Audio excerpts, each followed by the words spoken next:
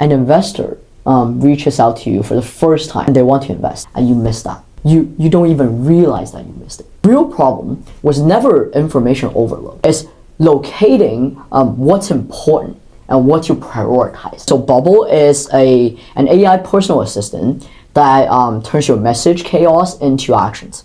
There's no interface. There's no really setup. You don't have to install anything. You literally just text hi Bubbl to Bubbl's number, and then that's how you get started. Right now, we're looking at a 47% day 7 retention. But over the past 2 months, we've actually, our users have actually sent more than 60,000 messages to Bubbl. So eventually, we want Bubbl to be essentially an executive assistant that really understands you and can manage your entire workflow from end to end.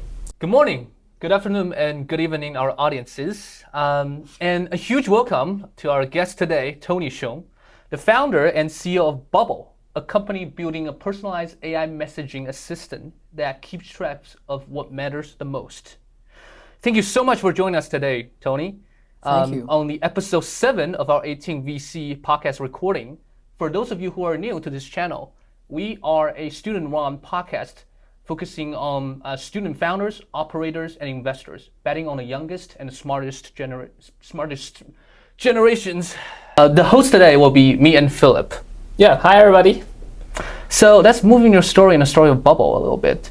Walk us back a bit. What were you doing before you were building Bubbl, and what leads you into the path of building Bubbl? Yeah, first I wanted to thank you all for inviting me to this thing. You know, I'm super excited. This is the highlight of my career. So very, very excited about this. But yeah, before I was building Bubbl, I was at Northwestern studying engineering design. So essentially I was honing my skill as a product designer, trying to figure out, you know, better ways to understand how people behave on a day-to-day basis, what are they looking for, how to build products that fit people's needs.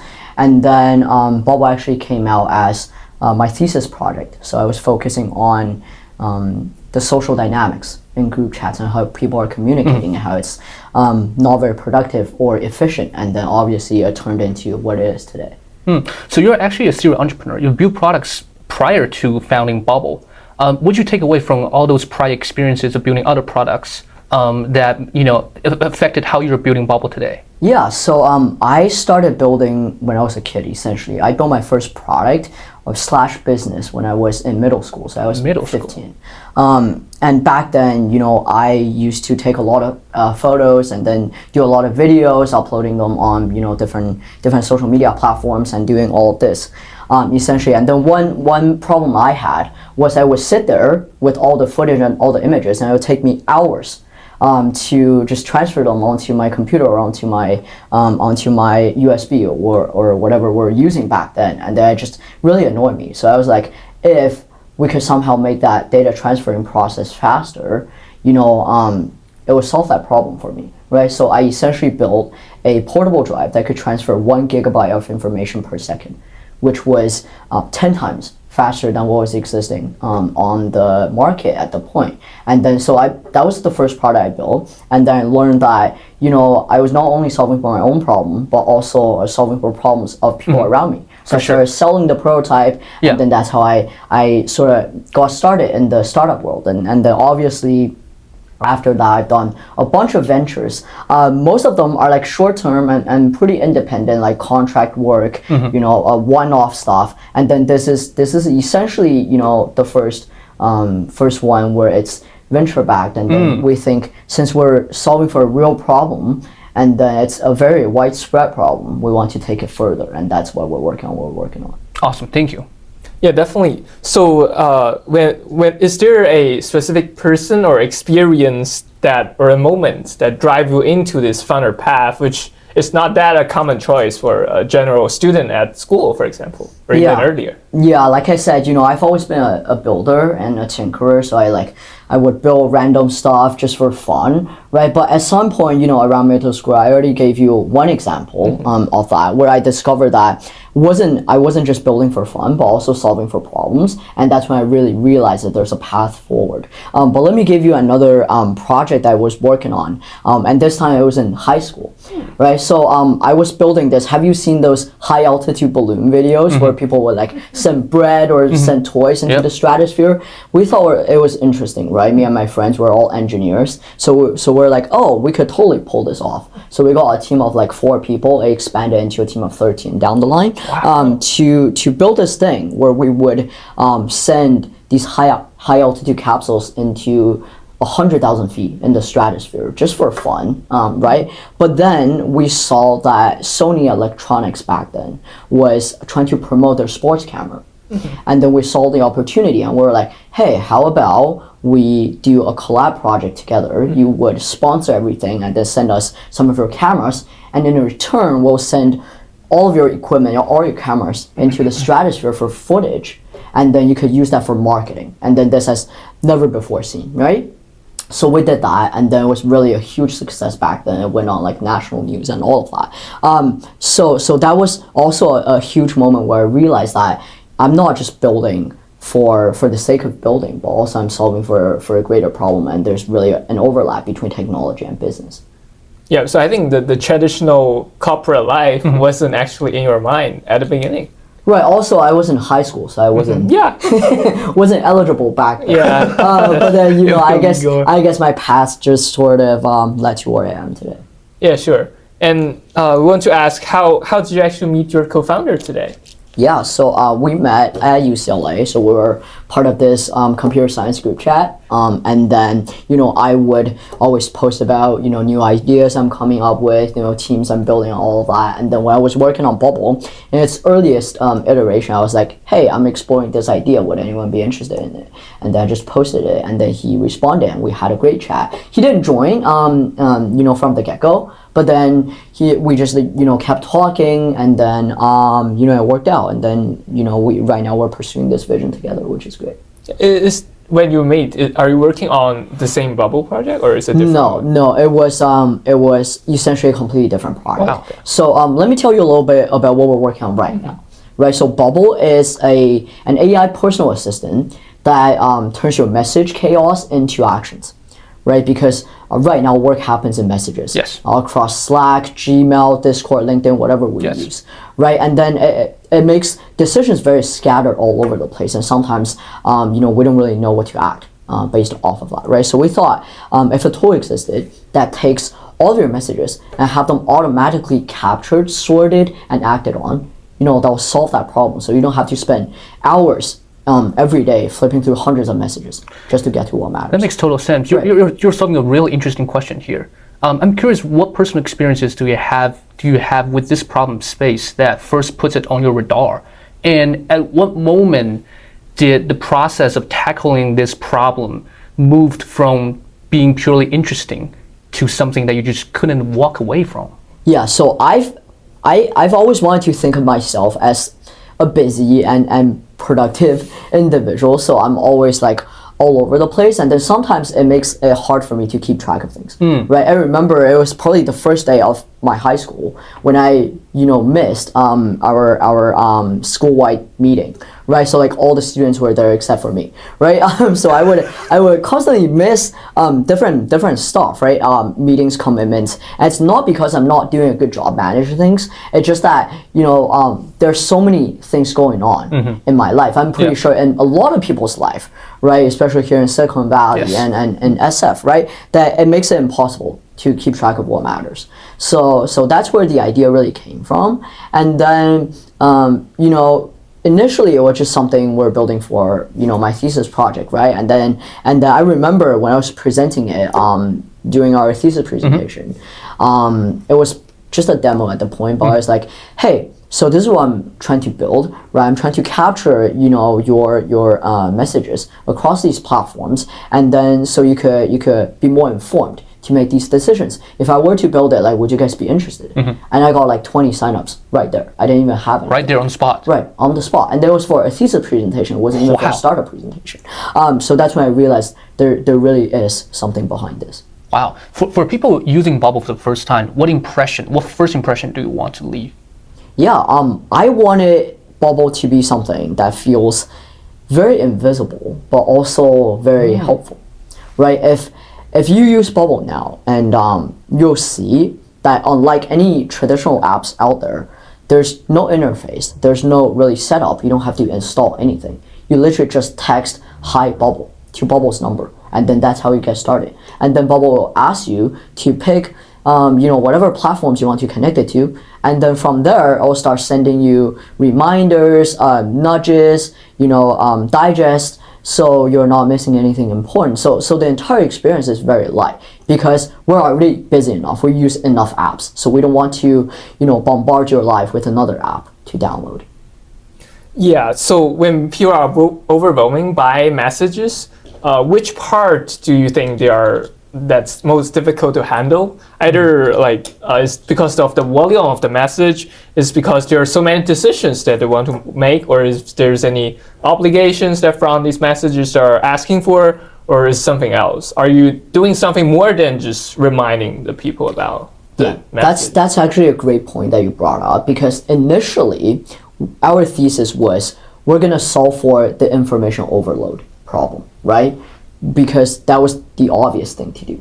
But then as we talked to more people and did more research, we figured out that the real problem was never information overload, right? It's locating what's important and what you prioritize. That's what matters, right? Like you could be receiving 1,000 messages every day, but like 900 of them might be like irrelevant.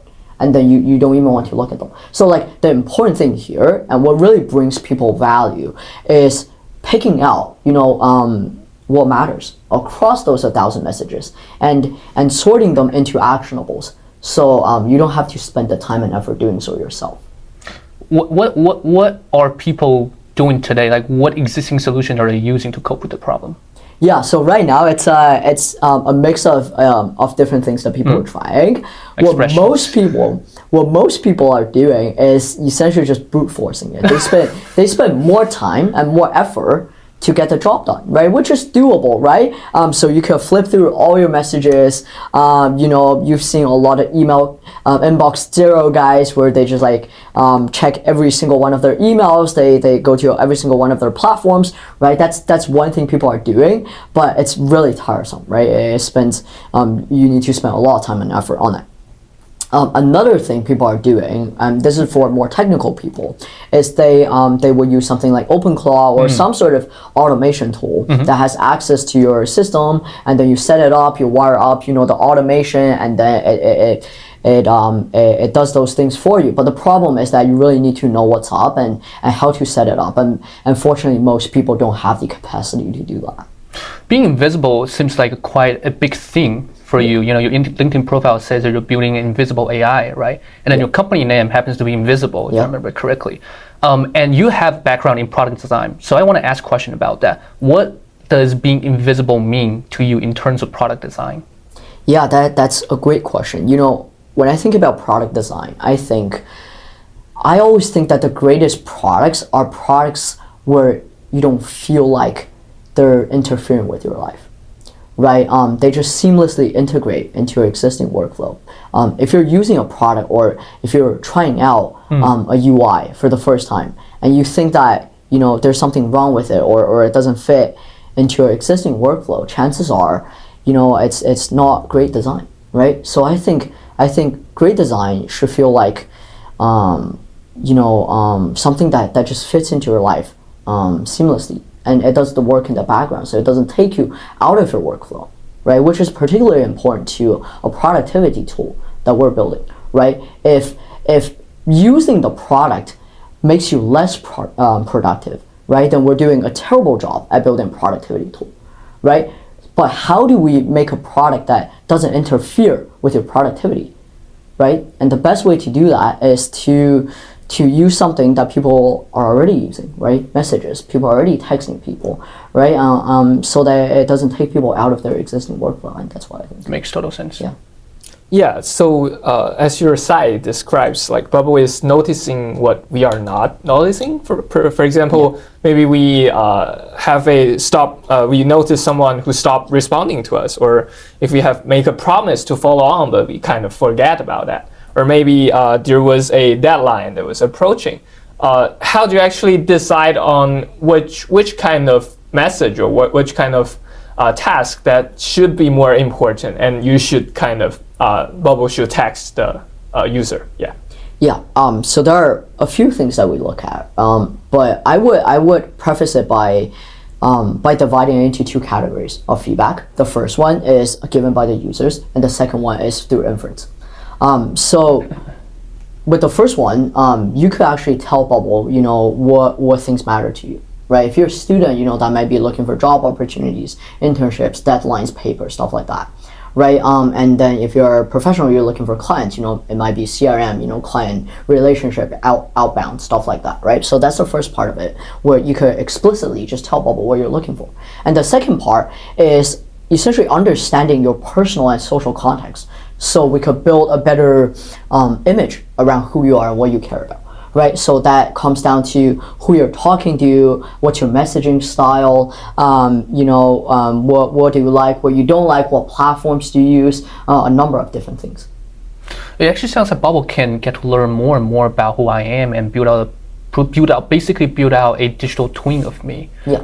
I'm wondering what is the final ultimate version of Bubbl look like in your vision, and to get there, what are a couple like milestones they need to achieve?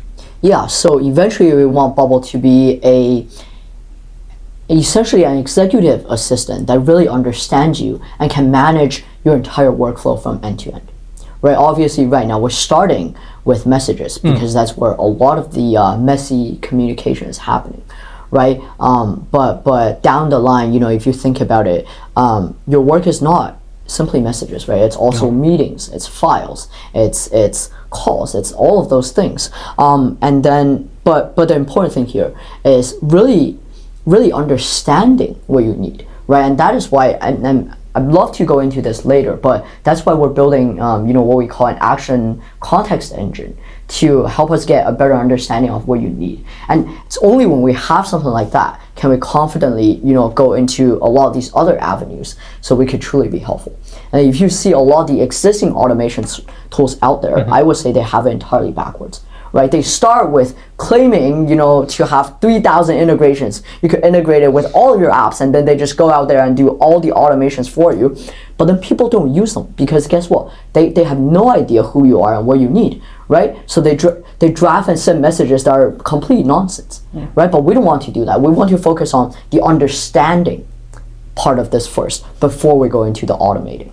You want to actually provide a context layer for Exactly. all of the future AI applications or automations that people from your platform could use. Yeah. Or is it like a general memory, actually?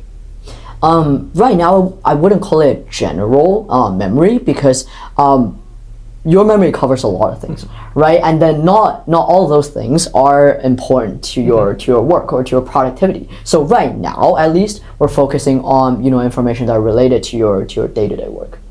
Yeah, definitely. And after you kind of build up the understanding of the user, do you consider, for example, there are some more actionable actions? For example, can I just text Bubbl and can it just answer emails for me? Or can it just... Yeah. So that's the goal, and then that's what we're working towards. Right now, we're focusing more on just organizing this information for you, telling you where things are coming from, if they're important, coming up with priority lists, sending you reminders. But once we get a better understanding of what you need, we're going to start adding in those automations. That's super cool. And you just mentioned about the action context engine. Can you talk a little bit more about that? Yeah, so we decided to build our ACE, that's what Action Context Engine stands for, because we realized that existing LLMs don't do a good job at understanding what you need specifically for work, right? It's very bad when it comes to contextual learning. So we thought it'd be great if we could build something that takes into not just your personal context and your preferences, but also your relationships, who you're interacting with, how frequently you're interacting with them, who are they, right, in your life, and combining that with how you currently communicate. We could build a much fuller understanding of what's important to you, which fits into the product itself. Yeah, I can kind of resonate with that because when we are doing our podcast, we would say our audiences is, for example, student founders or investors. So the message we would like to convey is more tailored to them, maybe Gen Z style message. So that's definitely helps to understand who you are interacting with. Yeah, exactly. And the cool thing about our ACE is that the more you use it, the better it gets, right? Because what's important to you, and I guess your daily routine might look vastly different from mine, right? So essentially we want to make it as personal as possible. Yeah, definitely. And that should be kind of the data flywheel. I'm not sure if that's the correct word, but it's been mentioned a lot. For sure.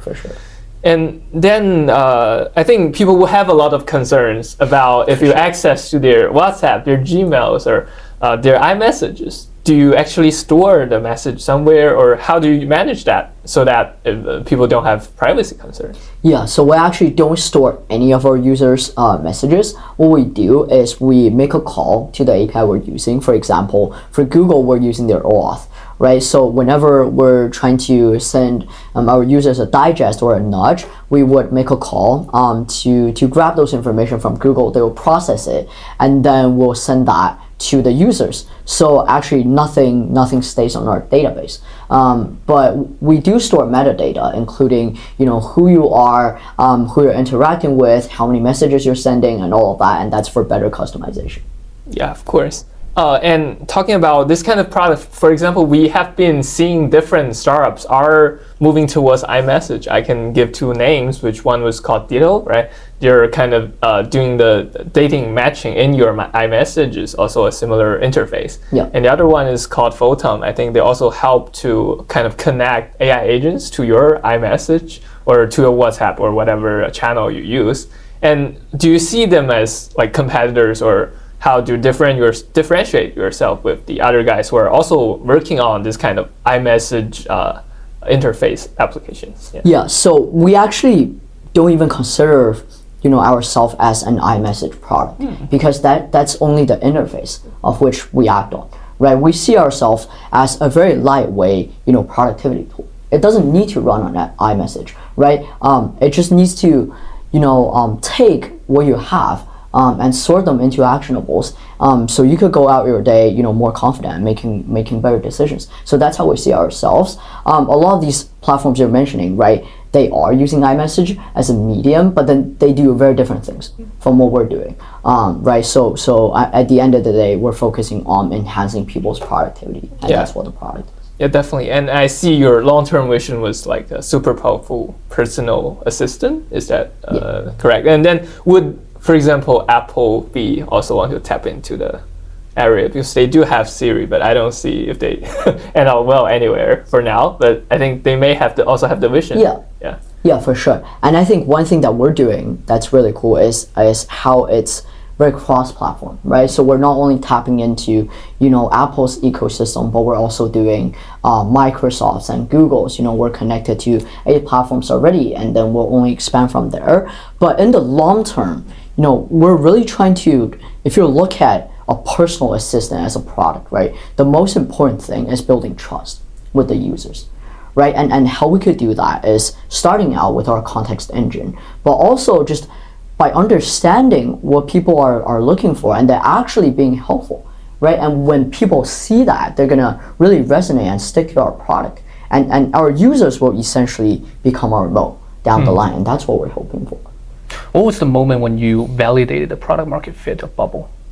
Yeah, right now we're actually still in the process of looking for product market fit, but then we know for sure that this is a need that we're running into, because every person we've talked to, all the beta tester, all of our clients are saying that they have this problem, and then right now it's a matter of figuring out what's the right iteration, what are the right features, and what are the right use cases to really get us there.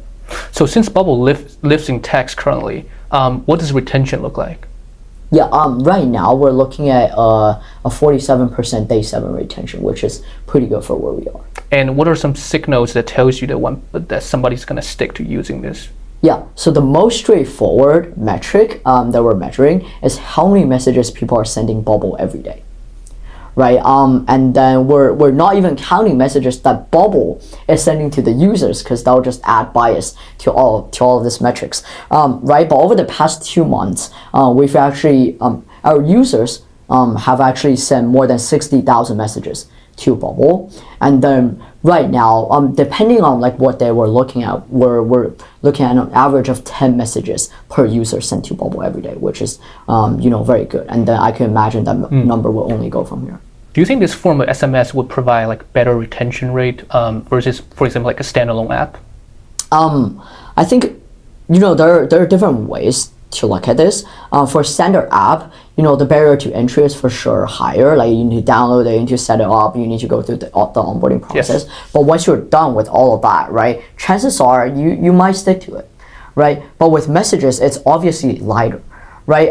Because you could get started essentially in less than 5 seconds, and then you just go about your life, right? So the key here is really keep bringing people value, throwing them things that'll make them feel like this product is actually helpful, and that's how we could get retention in a different way. Totally. Yeah, and go-to-market has been a topic that we also discussed the other day when we met. So is Bubbl a direct-to-customer product for now, or do you see that will be a team or B2B version in the future? Yeah, in the future, we'll for sure do a B2B version. Right now, it's mostly consumer and prosumers. So we're targeting busy individuals where missing messages means a lot to them. Right, so founders, operators, community managers, students looking for opportunities. Right, so we're targeting these people, but down the line, we'll also target, the corporate side. Do you have like a roadmap or idea how would that 2C product transfer into also like selling to business? Yeah, because our focus right now is understanding what each individual needs, what's within their context, who they're contacting with, right? And then those are exactly the same things that a lot of companies are looking for. Let's say your company is selling a service to a specific group of clients, right? Then you have this context, you have all these messages and emails between your organization and all of your clients, right? And then a lot of back and forth goes into all of this. Right, so it's essentially the same solution that we're providing, but maybe with higher levels of integrations. Maybe we could think about, sharing company-wide databases, or creating company-to-client channels that are specific to B2B use cases. I can see that, for example, these communication apps, Slack, they have an enterprise version. Something could. Yeah, exactly. So Slack, Notion, Figma, essentially those types of models. Yeah.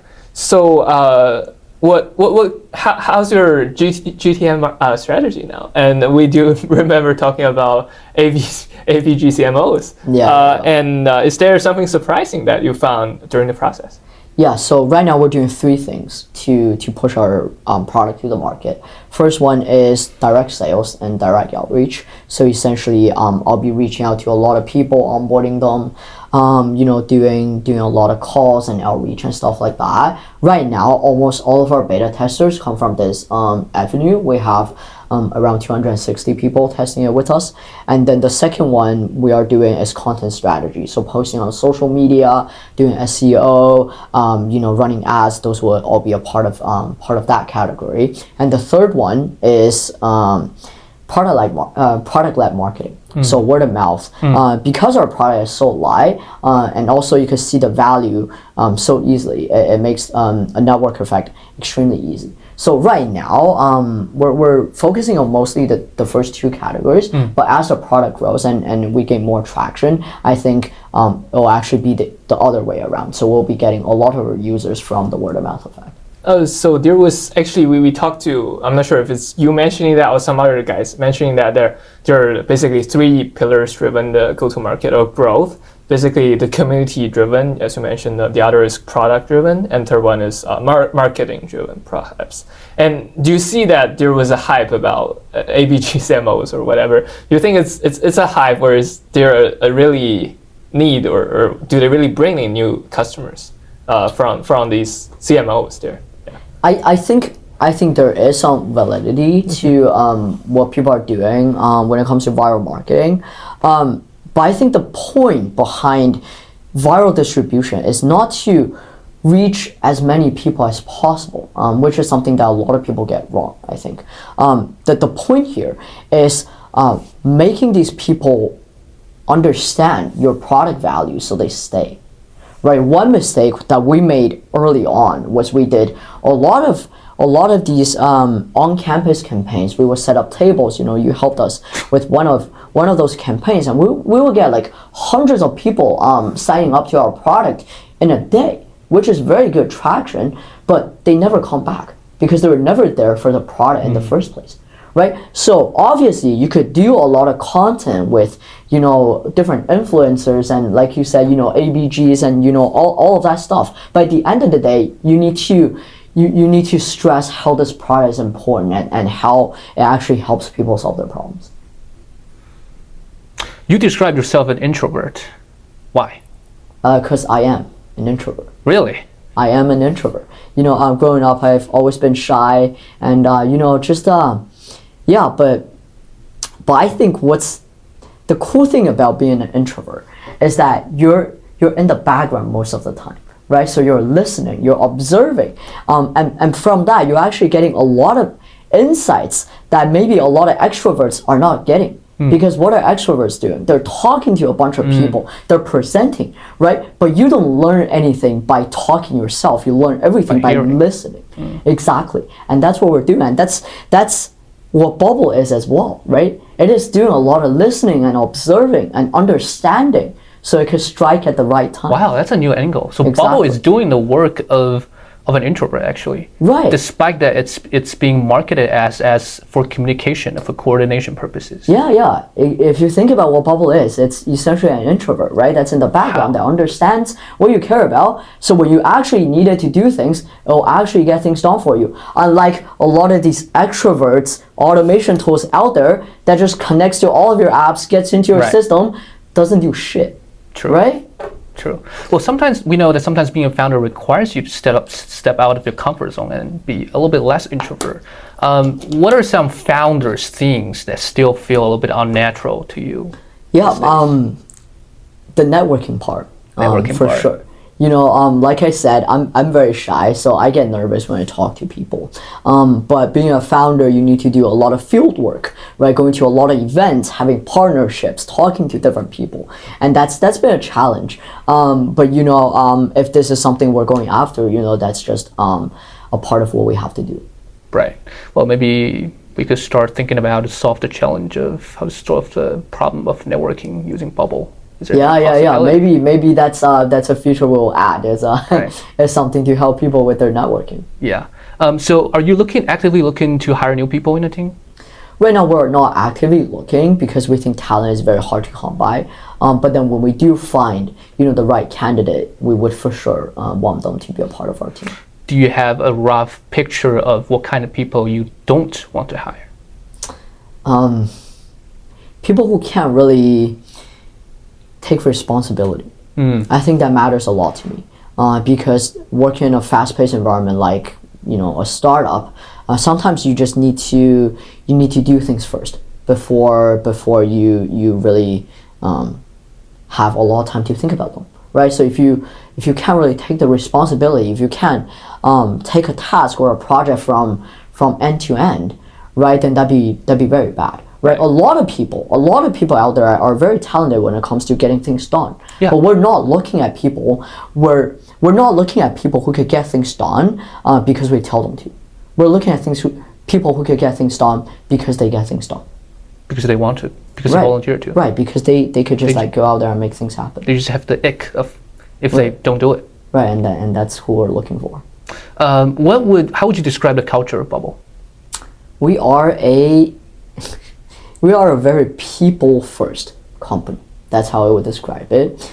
Because my background's in user experience, right? So I always care about, how do we make the best product and experience for the people, right? And then I think my co-founder Zach and my CMO Vonnie shares that same sentiment. So we always start with the people. What do they care about? How do we best serve them? And then we go from there. And I think it's a great company culture because we're all people. Yes. Right? So it's never about the product, it's never about the technology, it's about, us and who we are. Being a founder is an extremely difficult process. And you actually need to make decisions, a lot of decisions every day. I'm curious, have you made any terrible decisions as a CEO, as a founder recently? What's the outcome of that? I don't think I've made, at least I can't think of any terrible decisions that I've made recently. But I think when it comes to making bad decisions, my take is you would want to make decisions that are less important very quickly and spend more time on making decisions that are actually important, right? So if it's about pushing out a feature or doing a marketing campaign, shooting a video, those things are reversible, right? So you have the leverage to just like do them, and if they fail, they fail, right? Those are great lessons. But when it comes to, let's say, taking investments, forming companies, landing clients, those more important decisions, you want to be more deliberate when it comes to the decision-making process. Great said, well said. And is there any message that you wish you have replied in time, but maybe you didn't? It kind of anchors back to the motivation of founding Bubbl. So here's the interesting thing that I've realized is that a lot of the times, the messages you missed, you never realized them until it's many months, years later. Right. Let me give you an example. If it's your coworker or a client you're talking to who's messaging you, right, and then you miss that initial message, the worst thing that could happen is they do a follow-up in like 2 or 3 days, right? Then you still catch it. But what's really bad is, let's say an investor reaches out to you for the first time, right, and they're really interested in your project and they want to invest, right? So this is the first ever email you're getting and you miss that, and guess what? You don't even realize that you missed it. And chances are you're never going to realize it, right? So one big use case that we're focusing on is actually picking out these things that you might typically miss, and then it'll cost you a lot, and then surfacing them so you don't regret it later. Interesting. How do you evaluate, like, in a quantitative way, if some of this message is more important than the other? I think it's circling back a little bit, but do you have a quantitative measure of that, or is it? There are a few quantitative metrics that go into it. For example, how often you're messaging different people, how many messages you're sending out, who are you interacting with, and stuff like that. But a lot of it is also qualitative. What do you care about? Who do you care about? Right? If you're a startup founder, chances are you care about fundraising, you care about clients, you care about internal communication, right? If you're a student, chances are you don't care about any of those things, right? So it's also qualitative. So it's a combination of both. Okay, cool. If you use one word to describe yourself outside of founder, what would the word be? That's a great question. I wanted to say introverted, but then I think. Well, I guess the thing, the reason why we asked the question, because we're in SF right now, around the Bay Area, and a lot of founders that we know don't have a life outside of building, which I have high respect owing to them. I'm just curious, do you have a life outside of building? I do have a life outside of building. Not a lot of life, but some life. But then let me go back to your question. I think I would consider myself as a problem solver. Right, so I always enjoyed solving for problems, my problems, other people's problems, and oftentimes through building products and design, that's what I really enjoy, and that's what I do. And going back to your question, I actually watch a lot of YouTube. YouTube? Yes, that is probably my number one hobby, right? I also play badminton. You play badminton, yes. That's my number two hobby. But then the reason why I like YouTube is because it's a great source of information. You get to understand the world better, right? You get to see what other people are doing, what's going on, what's trending, new technology, new entertainment, sports stuff. And then as an introvert and someone who stays home a lot, that's probably the best way for me to get a lot of those information. I really enjoy that. I think the last question will be about the younger self of you. What was your dream when you was a child? you know, I wanted to be, well, it's not even a real occupation. I wanted to be a so-called innovator, right? So I just wanted to make things and build things, and that's where I get a lot of my joy from, is seeing my ideas come to life. You know, that's what I care about. And then obviously, you know, the more I build, the more I found that, you know, I'm also solving for bigger problems. So I think, you know, that's why I'm doing what I'm doing right now, and I love every second of it. Is there any part of the current you, of what you're doing, would be least surprised by the younger self? I would be surprised about how much I'm talking to people right now, especially going to events. I'm even hosting a couple of events, doing a lot of community work. You know, my younger self would probably like never imagine doing something like this. Great. This is a huge honor for us to have you here. Then. Yeah, thank you so much. Thank you so much. This will wrap up our conversation today. Yeah, coming here. Thank you so much, fellows. Stay tuned for our next updates.